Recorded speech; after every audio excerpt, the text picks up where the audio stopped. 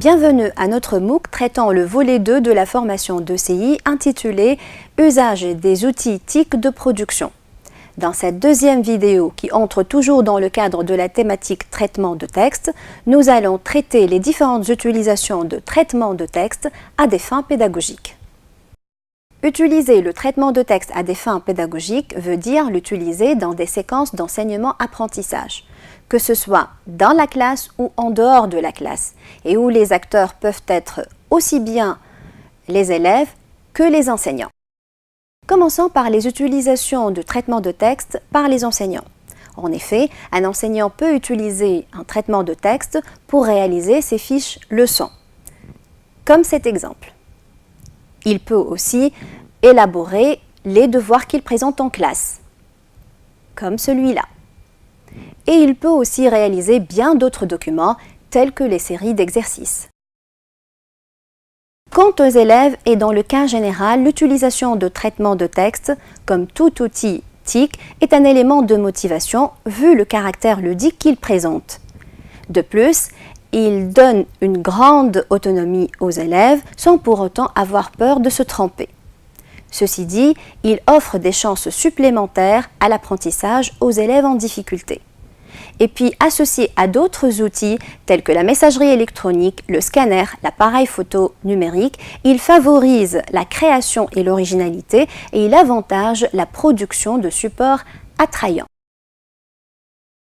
D'autre part, l'utilisation du traitement de texte s'avère très bénéfique dans l'apprentissage des langues. En effet, il contribue au développement de l'expression et à la production écrite. Il favorise l'émergence d'un processus d'autocorrection linguistique et il élargit le champ de connaissances lexicales chez l'élève. Par exemple, dans les leçons de production écrite, le traitement de texte est considéré comme un outil d'aide à l'écriture. Des études ont montré que l'utilisation de traitement de texte a un effet positif sur la qualité de la production écrite des élèves ainsi que sur leur performance. Ces mêmes études ont témoigné que l'utilisation de traitement de texte aide l'élève à produire un texte où il y a des idées mieux organisées et où il y a moins d'erreurs. D'autre part, l'utilisation de traitement de texte permet de libérer l'élève des difficultés liées à la calligraphie. Il permet de libérer son attention, le rendant ainsi disponible à une réflexion sur ce qu'il écrit, et il permet d'obtenir un brouillon clair, lisible, réutilisable, toujours ouvert à de nouvelles corrections et acceptant toutes les hésitations. Dans les leçons d'orthographe, le traitement de texte est aussi utilisé. Par exemple, on peut avoir recours au correcteur automatique d'orthographe. Dans les leçons de grammaire, on peut aussi utiliser le correcteur automatique de grammaire, qui vérifie les accords, les conjugaisons, les espaces en trop, les majuscules, etc. On peut aussi utiliser le dictionnaire des synonymes, accessible à partir du menu contextuel du mot cherché, ou alors à partir du groupe de commandes de vérification de l'onglet Accueil. Ce dictionnaire propose un ensemble de synonymes qui peuvent enrichir le vocabulaire de l'élève.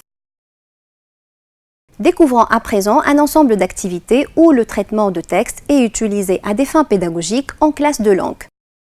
Voici une activité de production écrite à partir d'images significatives. Une deuxième activité présente un texte où la ponctuation a été supprimée et où l'élève est appelé à la compléter. C'est une activité d'insertion. L'activité suivante est aussi une activité d'insertion qui présente un texte où les mots sont écrits sans séparation et où l'élève est appelé à ajouter des caractères espaces pour séparer les mots. Une activité de mise en forme pour repérer des éléments dans la structure d'une phrase peut être suggérée. Ici, l'élève est demandé de souligner les adjectifs pour les distinguer. Nous terminons par une activité basée sur l'utilisation de corrections automatiques pour corriger des fautes infiltrées dans un document.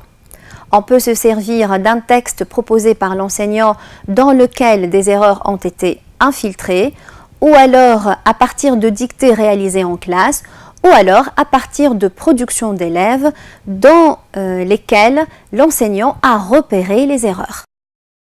Notre vidéo se termine ainsi. Merci pour votre attention.